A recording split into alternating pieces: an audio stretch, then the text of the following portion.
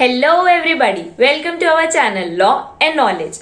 As you all guys know that हमारे MP Accommodation की lecture series चल रही है, तो आज हम लोग उसी सीरीज को कंटिन्यू करने वाले हैं with the section 31 with the chapter 5. So if you guys haven't checked our previous video, so please go and check it out. और उससे पहले आप सब लोग हमारे इस चैनल को लाइक और सब्सक्राइब जरूर करें. इवन आप सब लोग हम लोग को इंस्टाग्राम पे भी फॉलो कर सकते हैं, जिसकी लिंक डिस्क्रिप्शन बॉक्स में दी हुई है. So please go and check it out.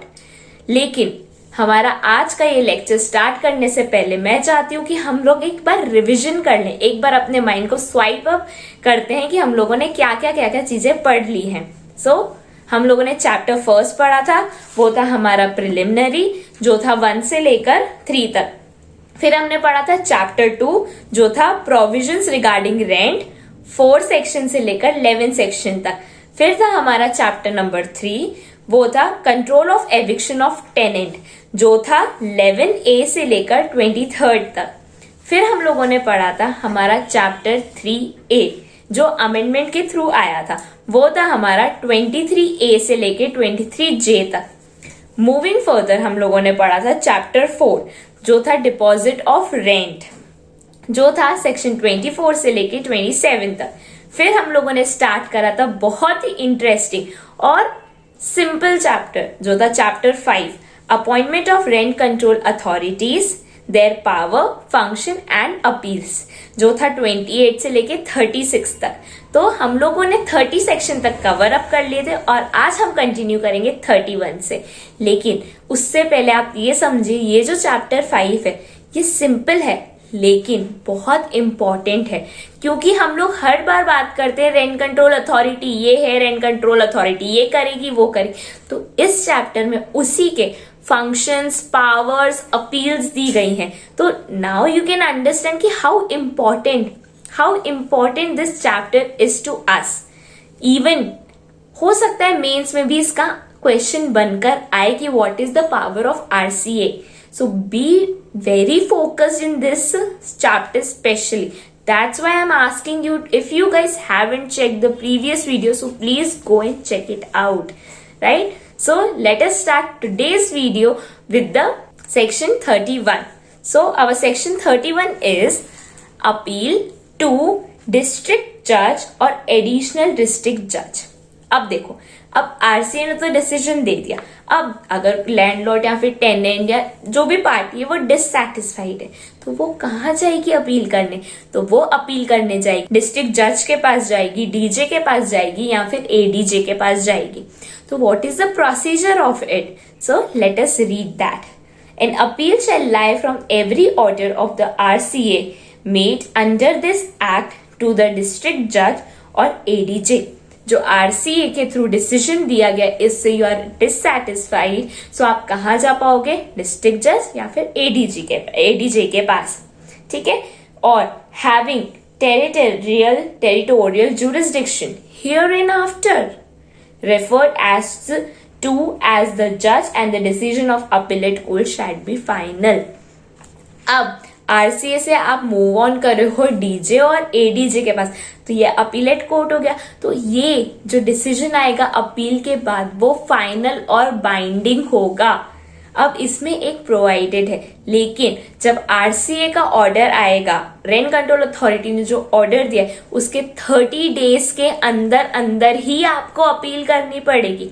और अगर आपने 30 डेज के बाद अपील करिए, so you must have a solid ground for that, solid reasons for that कि आपने क्यों डिले करा है. और अगर डिस्ट्रिक्ट जज आपके वो रीजंस को एक्सेप्ट करता है, तो डिस्ट्रिक्ट कोर्ट के पास भी रीजनेबल ग्राउंड होना चाहिए कि क्यों उन्होंने आपकी ये अपील को सुना है. उसके बाद let us read that once again. An appeal under subsection 1 shall be preferred within 30 days from the date of the order made by the rent control authority. देखा, 30 दिन के अंदर ही आपको जाना पड़ेगा. जब रेंट कंट्रोल अथॉरिटी का ऑर्डर आता है उसके 30 दिन के अंदर ही आपको मूव करना है अपीलेट कोर्ट के पास. Clear? Next, provided that in computing the period of 30 days, the period requisite for obtaining a copy of the order shall be excluded. लेकिन जब तक जो वो ऑर्डर आया था उसके अगर आपने कॉपी लेने में थोड़ा आपको वक्त लग गया, 10 दिन लग गए, तो ऐसा नहीं कि 30 दिन के अंदर ही वो 10 दिन काउंट होंगे, नहीं, उनको एक्सक्लूड कर दिया जाएगा। मतलब 10 दिन वो अलग और 30 डेज आपको अलग मिलेंगे। ठीक है, नेक्स्ट आता है इसमें, further provided further that the judge may for sufficient ground allow an appeal after the expiry of the said period। Court के पास, कोर्ट को आपको रीजनेबल रीजन देना पड़ेगा कि क्यों आपने अपील में लेट कर दिया, व्हाट इज द रीजन। ठीक है, ये भी आपको बताना पड़ेगा। That's it about our section 31। I hope this section is very easy for you. So moving further to our next section which is 32। What does it says? So it says first appeal ऊपर हो गई, अब second appeal भी तो होता है ना, तो उसका प्रोविजन का है। So it's here in the section 32। Section 32 says second appeal.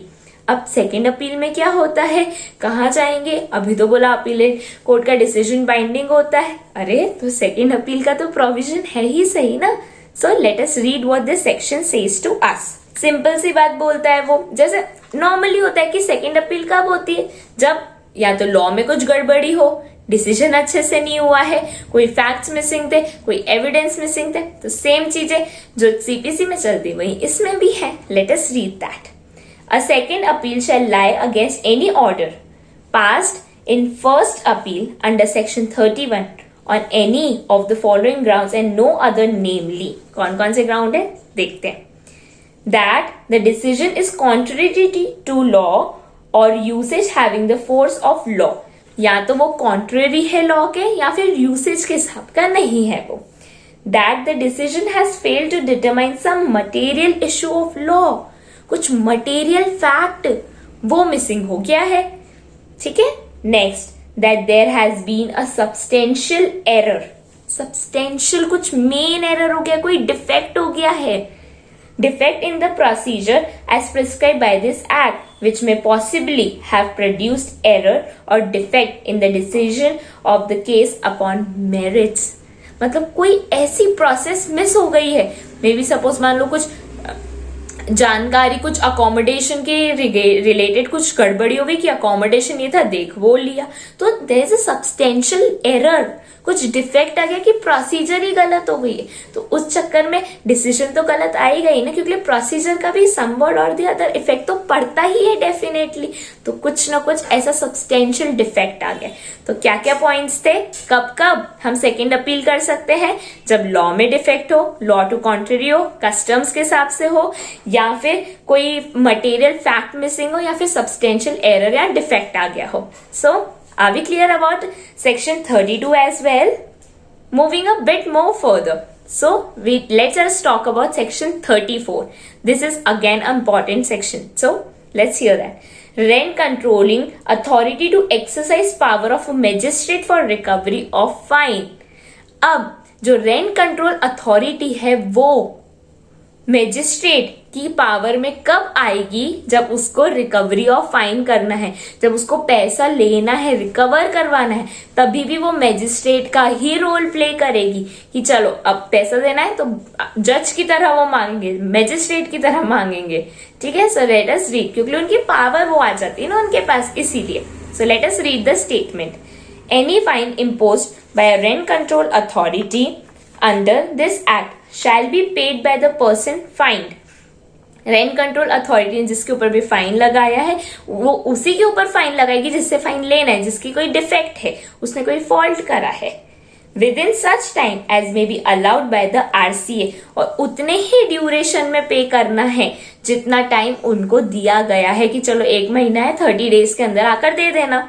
ठीक है, within such time as may be allowed by the rent control authority, and the rent controlling authority may for good and sufficient reason extend the time। और even rent control authority को अगर लगता है कि genuine है, थोड़ा time को extend करना पड़ेगा, 30 डेज की जगह 40 डेज देने पड़ेंगे, तो वो भी दे सकती है। That was an example। And in default of such payment, the amount shall be recoverable as a fine under provisions of CRPC 1898, and rent control authority shall be deemed to be a magistrate under this under the said code for the purposes of such recovery. लेकिन वो extended time के बाद भी अगर वो पैसा नहीं दे रहा है तो रेंट कंट्रोल अथॉरिटी एक मैजिस्ट्रेट की तरह वर्क करेगी और उससे वो पैसा वसूल करेगी ही सही। ठीक है, समझ आया क्या हुआ? और ये एग्जैक्टली उसी तरीके से चलेगा जैसे सीआरपीसी में मैजिस्ट्रेट कोई भी चीज को रिकवर करवाता था फाइन को, वैसे ही यहाँ पर इस एक्ट में, एमपी अकोमोडेशन एक्ट में, आरसीए उस फाइन को रिकवर करवाएगी in the same and prescribed manner. Right? So are we clear about this section as well? Moving further to our section 35, which says rent controlling authority to exercise powers of civil code for execution of the other orders. यहाँ पर अब जो rent control authority है वो civil code की तरह work करेगी और वो जो भी दूसरे ऑर्डर्स हैं उनको एग्जीक्यूट करवाएगी। ठीक है, so let's read the statement. Save as otherwise provided in section 34. An order made by the rent controlling authority or an order passed in appeal under this chapter or in the revision under chapter 3A shall be executable by the rent controlling authority as a decree of a civil court, and for this purpose the rent control authority shall have all the powers of a civil court. अब सबसे पहली बात जो section 34 में बोला है वो सारी बात तो ठीक है, लेकिन जब रिवीजन की पावर होती है हमारे पास चैप्टर 3A के अंदर, तो वही चीज एग्जैक्टली आरसीए के पास भी है। जैसे वहां पर जो मैजिस्ट्रेट है वो डिक्री को फॉलो अप करवाते हैं। Decree is like basically an order, तो जैसे एक डिक्री का फॉलो अप होता है वैसे ही रेंट कंट्रोल अथॉरिटी यहाँ पर अपने ऑर्डर्स को एग्जैक्टली उसी वे में एग्जीक्यूट करवाएगी जैसे मैजिस्ट्रेट कोर्ट में डिक्री को एग्जीक्यूट होती है। क्लियर? जैसे आरसीए के द्वारा जो भी अपील और रिवीजन के ऑर्डर्स पास हुए हैं उसे exactly decree that is order के थ्रू ही पास हुआ जाएगा। जैसे डिक्री को पास किया जाता है, फॉलो अप किया जाता है, एग्जीक्यूट करवाया जाता है, एग्जैक्टली वैसे ही रेंट कंट्रोल अथॉरिटी के जो ऑर्डर्स हैं उन्हें एग्जैक्टली सेम वे में फॉलो अप और एग्जीक्यूट कराया जाएगा। क्लियर? सो आई होप आप लोगों को ये चैप्टर समझ आया होगा कि चैप्टर 5 है क्या बेसिकली।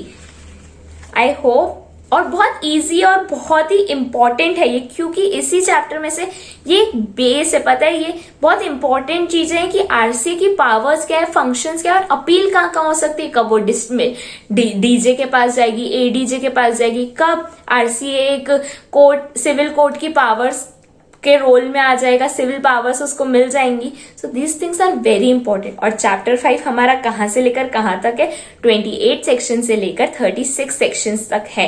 आई होप आप लोगों को ये चैप्टर बहुत अच्छे से समझ आया हो। And if you guys again, literally I'm again telling you guys, if you haven't watched this previous video, so please go and watch it. भले इसका वेटेज जो है वो कम है, लेकिन सीजे के एग्जाम में एक एक नंबर भी मायने रखता है। So this act is one of the scoring, literally one of the scoring subject. और आप सब लोग को पता ही होगा हमारे चैनल पे सारे सब्जेक्ट्स की लेक्चर सीरीज चल रही है, even including English and computer. So please go and subscribe our channel and watch all the videos because they are really very helpful. So if you liked this video, so share this video with all of your friends and press a hit like button along with that bell icon. So thank you so much. Stay tuned with us for further lecture videos.